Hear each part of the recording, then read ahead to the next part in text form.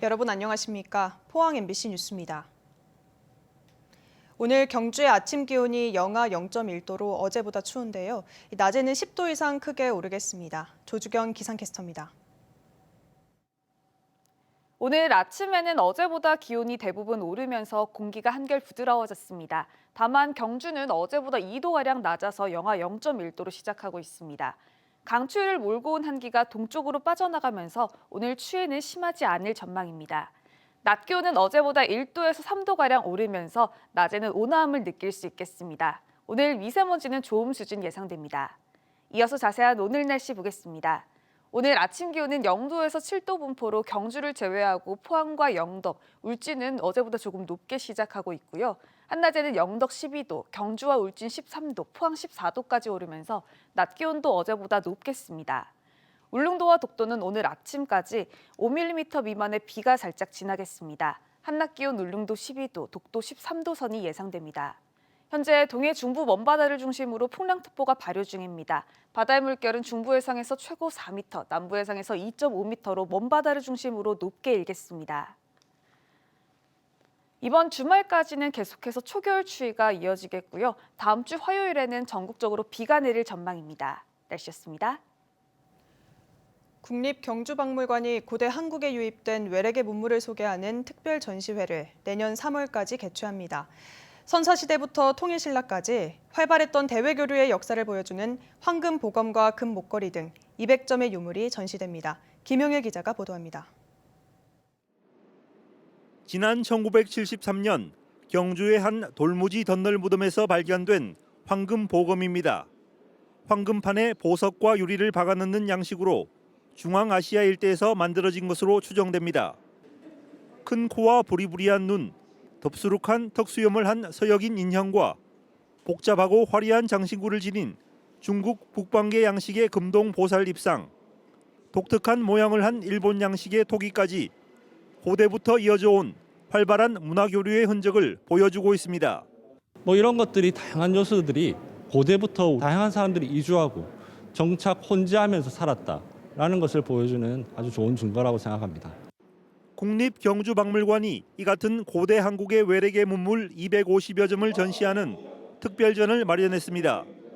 선사시대부터 삼국시대, 통일신라에 걸쳐 다양한 외래 문화가 왕래하며 공존했던 역사를 엿볼 수 있습니다.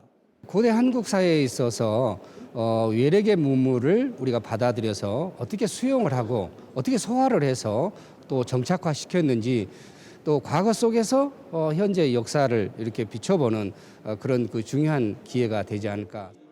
이번 특별 전시회는 내년 3월 20일까지 열립니다. MBC 뉴스 김형일입니다. 경주에서 코로나19 확진자 18명이 한꺼번에 발생해 방역당국이 긴장하고 있습니다. 경주시 외동읍에 있는 자동차 부품 회사에서 9명이 집단 감염됐고 철거업체 직원 3명도 함께 확진됐습니다. 또 러시아과 몽골 국적의 외국인 4명이 확진됐고 초등학생 1명도 자가격리 해제 전 검사에서 확진됐습니다. 한편 경주 지역 코로나19 확진자 수는 1,203명으로 11월 들어 93명이 늘었습니다. 포항시는 어제 신규 코로나19 확진자는 5명이라고 밝혔습니다.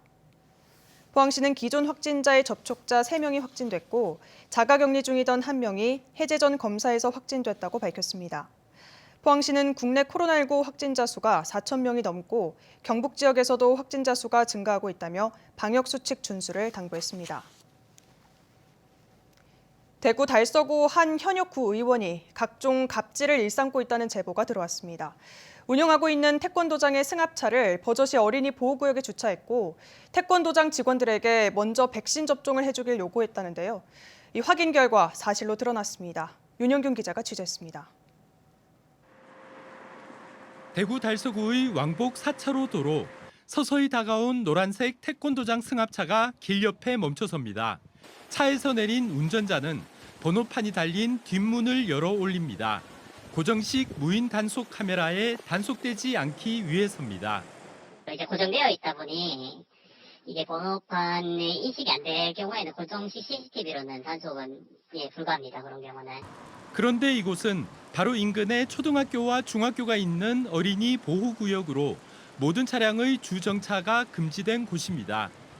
이 태권도장 차량이 이곳 어린이 보호구역에서 트렁크를 올리고 얌체 주차를 한 건 취재진이 확인한 것만 해도 지난 9월부터 7번으로 과태료 91만 원을 안 낸 셈입니다.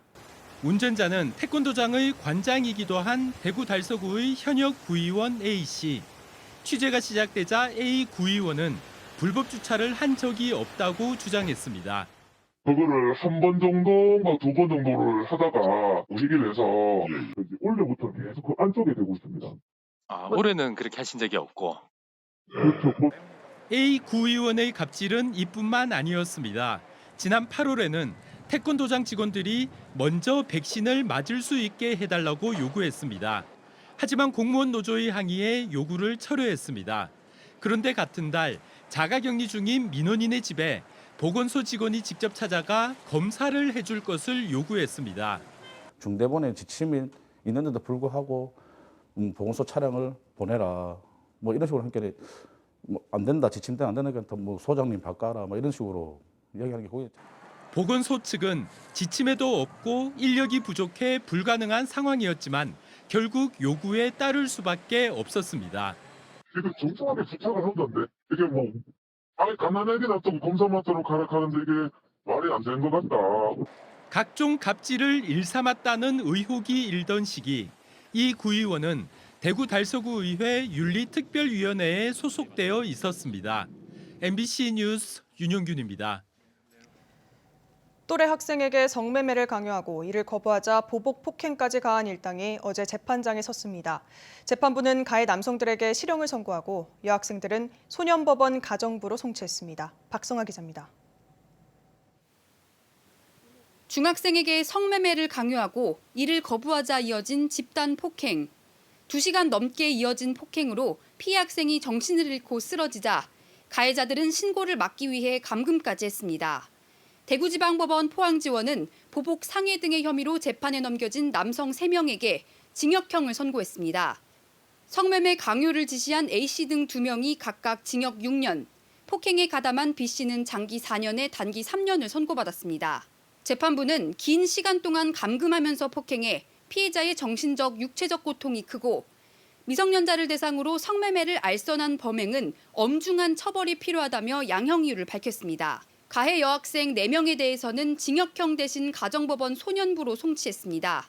감금과 폭행으로 인한 상해 정도가 중해 죄책이 가볍지 않지만 이들이 형사 미성년자를 갓 벗어났고 남성의 지시로 범행에 이른 것으로 보인다는 이유를 들었습니다. 소년부로 송치되면 형사처벌 대신 위탁교육이나 소년원 송치 등의 처분을 받게 됩니다. 피해 학생의 가족은 미흡한 처벌이라며 아쉬움을 나타냈습니다. 아마 진정성 있는 사과를 조금 제대로 하셨더라면 저희가 조금 더 마음의 위안이 왔을 거예요. 이런 결과가 나오더라도. 그리고 조금 사회에 기감이 되는 결과를 보여주고 싶다라고 말씀을 드렸었는데 그렇지 않아서 조금 더 속상하기도 해요. 여성단체는 미성년자 불법 성매매에 대한 경각심이 필요하다며 교육당국의 대책도 촉구했습니다. 폭행 사건을 넘어서서 미성년자 대상으로 하는 불법 성매매, 그러니까 조건 만남의 문제를 좀 심각하게 인식해야 된다라고 생각을 하고 교육 당국에서도 좀 적극적으로 후속 대책을 마련하길 바랍니다. 이 사건 이후 경찰의 추가 수사를 통해 재판에 넘겨진 미성년자 성매매 알선과 성매수 피의자는 모두 42명. 이 가운데 우선 재판이 진행된 2명에게도 징역형이 선고됐습니다. MBC 뉴스 박성아입니다. 대구지방법원 형사항소 5부 김성열 판사는 안전관리를 제대로 하지 않아 아르바이트생이 중상을 입게 한 혐의로 기소된 이월드 전 대표이사 A씨와 직원 2명, 이월드 법인의 항소를 기각했습니다. 1심 재판부는 2019년 8월 이월드 놀이기구에 아르바이트생의 다리가 끼어 무릎 아래가 절단된 사건과 관련해 A씨에게 벌금 1,000만 원, 직원 2명에게 벌금 700만 원씩, 이월드 법인에 벌금 1,000만 원을 선고했습니다. 2심 재판부는 원심의 형이 무겁거나 가볍지 않으며 이들과 법인의 항소를 기각했습니다. 대구 경북 여성단체 연합과 전교조 경북지부는 성명을 내고 경북도 교육청이 교내 성폭력에 대해 무대책으로 일관하고 있다고 비판했습니다. 시민단체는 안동의 학교에서 잇따라 성폭력 사건이 발생하고 있지만 관리 감독 책임이 있는 경북도 교육청은 피해자가 정식 신고를 하지 않았다는 이유로 사실상 아무 조치도 취하지 않고 있다고 비판했습니다. 이들은 또 교육청이 성폭력 전담팀을 만들고 공식 매뉴얼대로 사건을 처리해야 하고 2차 가해에 대해서도 엄중히 처벌해야 한다고 밝혔습니다. 경북은 인구 감소 지역이 16개 시군으로 전국에서 가장 많아 소멸 위기 극복을 위한 방안 마련이 절실한데요. 일단 주민등록 인구 외에 지역과 관련이 있는 생활인구와 관계인구를 확보하는 전략이 대안으로 제시됐습니다. 김건혁 기자입니다. 의성군은 인구 10명 중 4명이 65세 이상 고령층입니다. 전국에서 가장 높은 비율인데 청년층을 주로 유입하는 이웃사촌 시범마을 사업을 통해 지난 2년간 청년 100여 명이 정착해 활력소가 되고 있습니다. 청년은 일단 집단적 유입이거든요. 그러니까 한두 명의 어떤 소수적인 개별적인 유입이 아니라 그게 어떤 지방 소멸 대응에서는 가장 어떤 현실적인 어떤 대안이라는 것을 좀 보여주기도 합니다. 하지만 고령화에 따른 인구 자연 감소가 심각해 여전히 인구는 감소세입니다. 경상북도의 의뢰를 받아 지방 소멸 대응 생존 전략 찾기 연구를 추진한 국토연구원이 거주 인구 기준의 양적 확대 정책에서 벗어나 지역과 연을 맺고 지속적으로 도움이 될 수 있는 생활 인구, 관계 인구 확보를 대안으로 제시했습니다.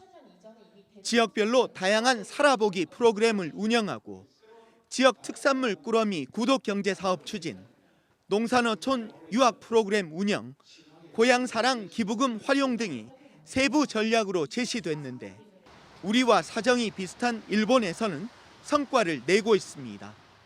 출산율은 늘리지 않더라도 지역의 체류 인구나 또 지역과 관계 있는 인구들을 많이 만들면 그분들이 또 지역에 와서 여러 가지 소비 활동도 하고 지역 문제를 또 해결하는 데 기여를 하실 수가 있을 거예요. 또 청년과 중장년, 외국인 등 다양한 세대가 정착할 수 있도록 하는 세대조화, 통합 경북 만들기, 삶의 질을 보장하는 생활 공동체 조성 등의 6대 추진 전략이 제시됐습니다. 대한민국 판을 완전히 바꿔야 된다. 그래야지만이 지방 균형 발전을 할 수 있고 지방 소비를 방지할 수 있는데 오늘 대책을 하여튼 녹여서 최소한 지방 소멸을 막는데 대응을 하겠다. 전국 지자체 가운데 처음으로 소멸 위기 대응 방안을 마련한 경상북도의 시도가 성과를 거둘지 주목됩니다. MBC 뉴스 김건엽입니다. 포항해경은 포획이 금지된 구역에서 대게 150여 마리를 불법 포획한 혐의로 선장 A씨 등 5명을 붙잡았습니다. 해경에 따르면 선장 A씨는 지난 21일 새벽 포항시 북구 월포항 북동쪽 해상의 포획 금지 구역에서 대게 150여 마리를 불법 포획한 뒤 비밀 어창에 숨겨 들어와 유통하려 한 혐의를 받고 있습니다. 영덕군은 영덕에 한 달간 머무르며 영덕의 관광 자원을 홍보할 청년 크리에이터를 내일까지 모집합니다. 군은 영덕 이외의 지역에 살고 있는 만 18세 이상 39세 미만의 청년 5팀을 선발해 한 달간 영해 괴시마을과 고래불 체험마을 등에 머물며 영덕과 관련이 있는 홍보 영상을 제작하는 일을 맡길 계획입니다. 영덕군은 생활비 150만 원도 함께 지원합니다. 포항시 장성동 재개발 사업과 관련해 원주민들이 죽도시장에서 재분양과 북구 투기과열지구 지정을 촉구하는 서명운동을 벌였습니다. 장성동 재분양 대책위원회는 포항시와 조합이 주민 다수의 의견을 무시하고 일방적으로 일부 시세보상 측과만 협의를 진행하려고 하고 있다며 보상 협의에 더 이상 참여하지 않겠다고 밝혔습니다. 주민들은 부동산 폭등으로 인한 피해를 원주민이 모두 떠안고 있다며 다음 달 17일까지 시청 앞에서 1인 시위를 벌이겠다고 밝혔습니다. 경상북도가 학교 밖 청소년 1,600여 명에게 1인당 30만 원의 교육재난지원금을 지급했습니다. 이번 지원금은 경북교육청이 재학생에게 지급한 교육회복 학습지원금 30만 원과 같은 금액으로 경북교육청의 중복지원 여부 확인을 거쳐 지급됐습니다. 경상북도는 다음 달 10일까지 유예 기간을 운영해 추가 지원 신청을 받을 예정입니다. 고령층을 중심으로 코로나19가 급속히 확산되면서 돌파 감염 비율이 50%에 이르고 중환자와 사망자도 크게 늘고 있습니다. 경북에서는 고령층 확진이 이어지면서 돌파 감염 비율이 9월 10.5%, 10월 20%에서 11월 50% 수준으로 크게 높아졌습니다. 가장 먼저 백신 접종을 한 요양병원과 시설에 고령층 집단 감염이 잇따랐기 때문입니다. 경상북도는 60세 이상 추가 접종이 시작되는 12월 말까지 돌파 감염이 증가할 것으로 보고 방역을 강화하고 있습니다.